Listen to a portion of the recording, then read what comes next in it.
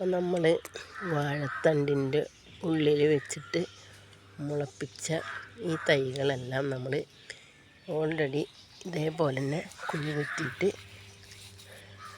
അത് പൊളിക്കാതെ ഇങ്ങനെ തന്നെ നമുക്കിത് നട്ട് കഴിഞ്ഞാൽ നല്ല കരുത്തോടു കൂടി വളരും.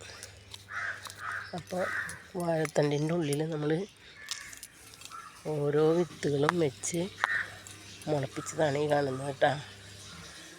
അത് നമ്മൾ ഇത്ര അകലം വെച്ചിട്ട് ഈ തണ്ടടക്കം വാഴത്തണ്ടിൻ്റെ തണ്ടടക്കം വെച്ചിട്ട് കുഴിച്ചിടാം. അപ്പം നല്ല ആരോഗ്യമുള്ള തൈകളായിട്ട് വരും. അപ്പം നമ്മൾ ഒരു ബുദ്ധിമുട്ടും കൂടാണ്ട് നമുക്കിത് മുളപ്പിച്ചെടുക്കാൻ കഴിഞ്ഞു ഇല്ലേ.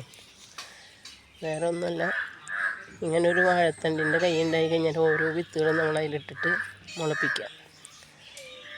ഇനി നമുക്കിത് വളർന്നതിന് ശേഷം വീഡിയോ കാണിച്ചു തരാം കേട്ടോ. അപ്പം നിങ്ങളെല്ലാവരും വാഴയുടെ തണ്ടെടുത്തിട്ട് ആ തണ്ടിൽ വിത്ത് ഇങ്ങനെയുള്ള വാഴത്തൈയിൽ വാഴയുടെ തണ്ട് ഇലയുടെ തണ്ട് ആ തണ്ടിൽ നമ്മൾ വിത്തിട്ട് മുറിച്ചെടുത്തതിന് ശേഷം ഇത്ര വലുപ്പത്തിൽ മുറിക്കുക. അതിൽ നമ്മൾ കുരു പാവിയതിന് ശേഷം മുളച്ച് കഴിഞ്ഞാൽ നമ്മൾ മറ്റുള്ള പറിച്ച് നടുക. ഓക്കെ, കണ്ട. ഇനി ഇത് തയ്യായി വളർന്ന് കായ ഉണ്ടായതിന് ശേഷം കാണിച്ചു തരാം കേട്ടോ. നിങ്ങളെല്ലാവരും ഇങ്ങനെ പരിശ്രമിച്ച് നോക്കി നോക്ക് കേട്ടോ. വലിയ ബുദ്ധിമുട്ടൊന്നുമില്ല.